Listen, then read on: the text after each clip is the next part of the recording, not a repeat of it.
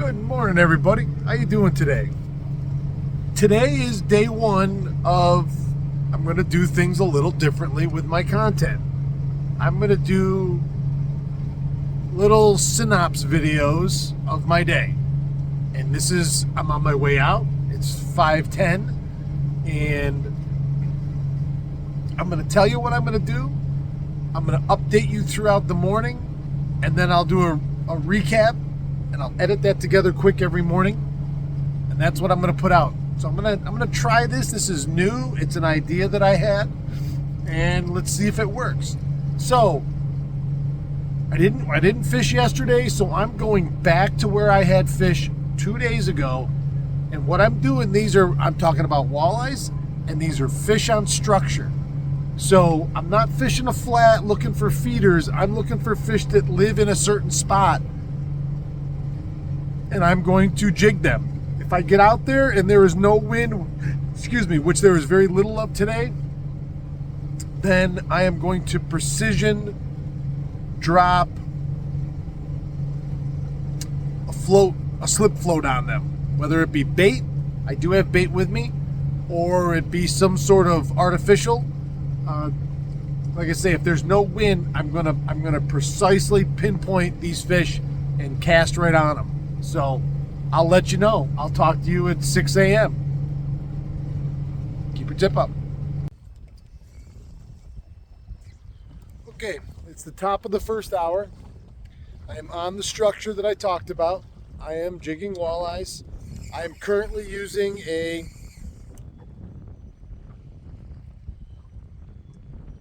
Moonshine Shiver Minnow, Black Tiger. I did lose one walleye already on the first hump. I was fumbling around with my net, trying to get my net out. These are not great fish fighting tools, these lures anyway, and he got off.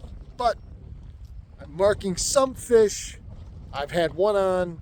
That's been my deal so far. 6 a.m.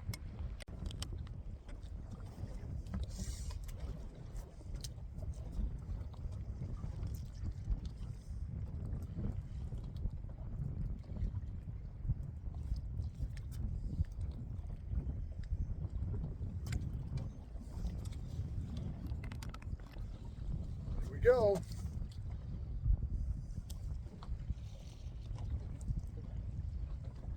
15 and a quarter, first keeper of the day.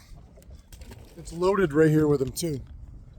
Look at clusters of them. We found them. Now we just got to catch them.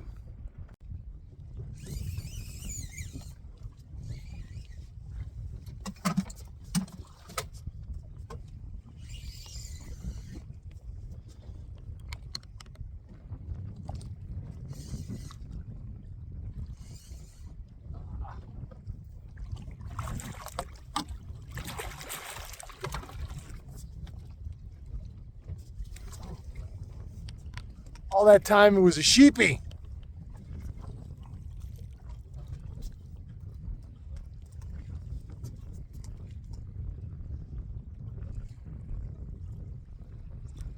That was a hole-in-one though. It was all the way out. It was the very first lift. I thought for sure that was a walleye. He didn't act like a sheepy. He didn't pull drag. It wasn't very big, but still. All right, it's 7 a.m. We're doing the top of the hour update. This last hour has seen 2 walleyes, a perch, and a sheep's head come to the net.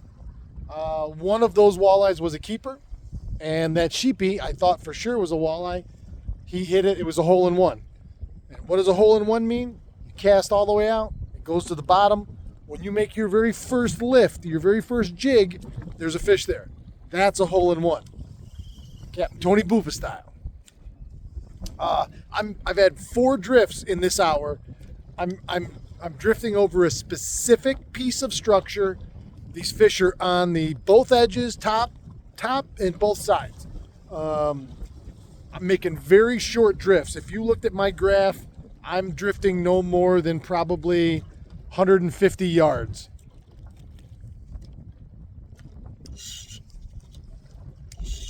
Come on, what's going on with my tip? trying to show you what I'm using. My line wants to wrap around my tip. Just the tip. That's what's done everything on this drift.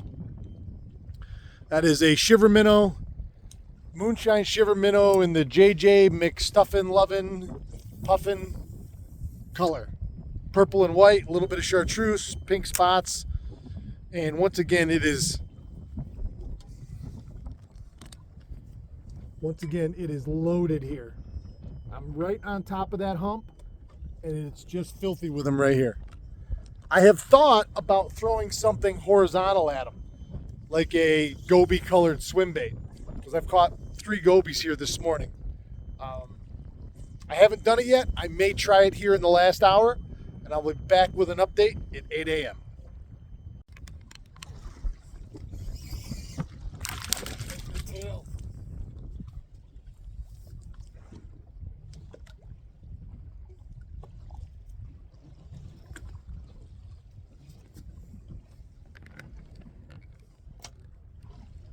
Short.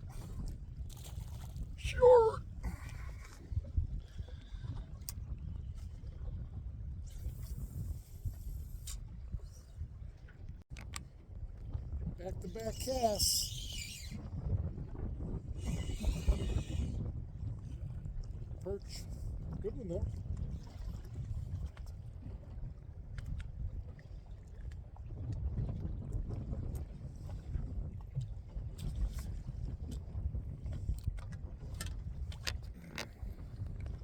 Now, you guys heard me talking about these brown perch the other day. So look at how brown that fish is. Oh, there he goes. I mean, I know he's still green and orange, but the green isn't the vibrant green like you always see. Now that's every fish we've caught off this reef here in the last, well, almost week. All these perch are brown. They have a distinct brown tint to them. Now, is that because of the gobies in this area on these rocks? I don't know. Is it because of mayflies? I don't know. Those are theories. Just saying. All right, everybody. Thanks for joining me this morning. It's 8 a.m. I'm getting out of here. I'm going to wrap this up. I hope you enjoyed today's video. I hope that you leave a comment below and tell me if you like it, don't like it, what you'd like to see different. But my plan is going forward that each day I'm going to set my intention in stone as I'm coming out of the river, and I'm going to say to you, or wherever I am, and I'm going to say to the camera where I'm going and what I'm fishing for and how I'm going to fish for it. And then we're going to see if that plan works. That's really the essence of what I'd like to do. So that being said, big shout out to JT Rods. I couldn't do any of this without it. These are the best rods, in my opinion, on the market and that I've ever fished. So I want to show you what I caught. I had 3 baits that I cycled through that I did my damage on, all of which were Moonshine Shiver Minnows. That's that black tiger. That was this morning. Then I switched up to JJ McPuffin, Stuffin', Lovin', whatever this is. Chartreuse purple with those pink dots. That did everything in the middle hour. And in the 3rd hour, I had to re-glue the tail on this because it came loose and it's still a little askew, which you can see. It's still not quite right, but it caught fish. I ended up this morning, with I think 7 walleyes, only one of which was a keeper. What I will say about that is, even though only one was a keeper, they were all quality shorts. They were in the 14 to 15 inch range, you know, and the future looks really bright. And I've heard that a ton from guys out here this year, how many shorts they're catching. Now, some days I've caught them from 4 inches to 8 inches all day long. This group today was a little bit better, and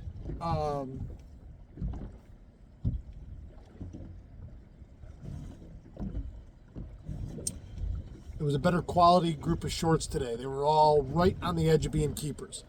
So you got to fish through them. If you're getting bites, even on shorts, if you're getting bites, you're doing something right. Now, you may need to adjust and find a little bit better school of fish or a different school of fish and fish your way through them. But you're doing what you need to do to get bit, which is critical.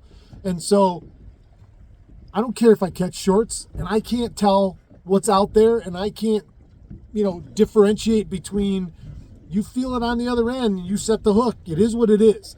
No one out there can tell you unless you're dialed right in with live scope and you can literally see the difference in size on your screen. If you're not doing that, you have no way of knowing what's out in your drift as you cast into it. If the shorts are there, the shorts are there. Now you can move again and adjust, but take confidence in the fact that you're getting bit. So, all right, that's my morning. Thank you so much. Let me know what you think of the way we're doing it now. And, as always, oh, by the way, today's Friday. Yes. Keep your tip up.